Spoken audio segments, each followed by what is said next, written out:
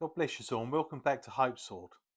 This week we're going to look at three things that the Bible predicts that would happen in the future.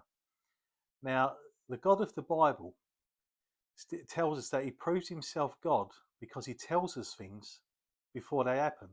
No other religious book does this. But the God of the Bible, he tells us in the book of Isaiah 42:9 it says, "Behold, the former things have come to pass, and new things I declare before they spring forth, I tell you of them." And in Isaiah 46:10 it says, "Declaring the end from the beginning, and from the ancient times things that are not yet done, saying, My counsel shall stand, and I will do all my pleasure." So God tells us things before they happen, and it proves inspiration of the Bible, because God tells us the future. Now, the first thing we're going to see, what we're going to look at, is what man is like today. Now, in Timothy, 2 Timothy 3:1-5, it says, "But know this, that in last days perilous times will come.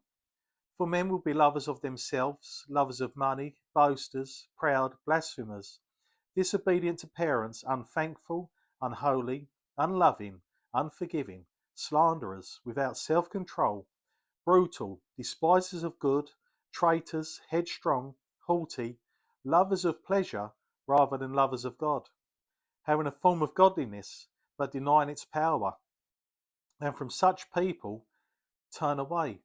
Now, who can deny that this describes what man is like today? 2,000 years ago, it predicted what man would be like today. I mean, you can't deny that men and women are lovers of themselves. I mean, you only have to turn on to social media. People live their life on it. They put a picture on and they're more concerned about how many people like the picture, comment on it, comment about how they look, how many followers they can get, because men and women today are about themselves. A couple of generations ago, it was about other people. Now it's all about self, and you only have to look at the rise of cosmetic surgery, what people are having. They're not satisfied what the Creator has given them. They just want to be changed and look like people, like superstars. And it's on the rise amongst Christians. Christians are having all cosmetic surgery when the Bible teaches that men like Christians should be content with what they have and what they've got. But this is why it says that they love money, they love boasting, they love pride, they love lacking self-control, love being unforgiving, and so on. Men and women take pride in doing this wrongdoing today, all this sin and wrongdoing. But men and women today, we should love God. Christians should love God and put God first, to push away our own desires, deny ourselves, pick up our cross, and follow Christ. But this is the way the world has gone, and Christians who are not called to be part of the world, we're to come away from it and stand and look different and live different.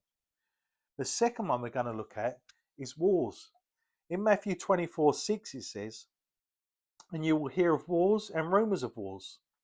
See that you are not troubled, for all these things must come to pass, but the end is not yet." As the return of Jesus comes closer, as we're getting closer to the time, we're going to see more wars and rumours of wars, and all these things happen more and more and more.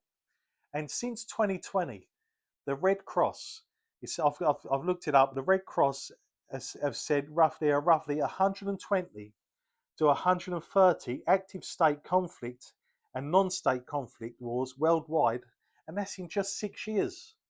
So in 6 years, there's been over 120 wars. And we can't deny we're getting closer to the Lord's return. But this is one of the things that the Bible predicts. 100 years ago, you wouldn't have known. There weren't no such thing as planes, and the news didn't get around as quick as it does now. You wouldn't have heard about such things. But as we're getting closer to the return of the Lord, these things happen more and more and more. And the last thing is Jerusalem, what the Bible predicts about Jerusalem.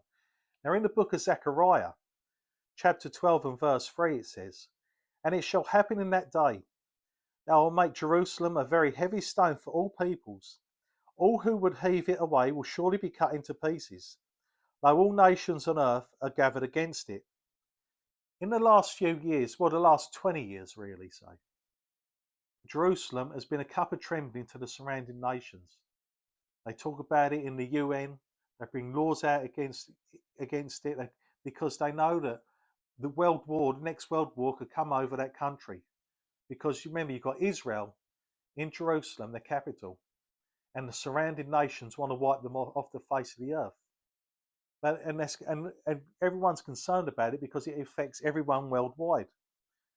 But we know that'll never happen. Because as long as the sun is up in the sky, Israel won't cease from being a nation. But these are three things that we've looked at, that the Bible says that about men, the heart of man as we get closer to the end, that become lovers of himself. There's plenty of wars and rumours of wars. There's more and more as we get closer to the return of Christ. And in the last days, Jerusalem, Israel are going to be a constant problem in the last days. But one thing that we do look forward to, and Luke tells us, he says, when you see these things begin to happen, raise your head, look up, because your redemption draws near. And please, thank you for watching. Please like and subscribe to the channel. Please share the videos. And join us next week as we continue to give Christians hope to take up the sword. God bless.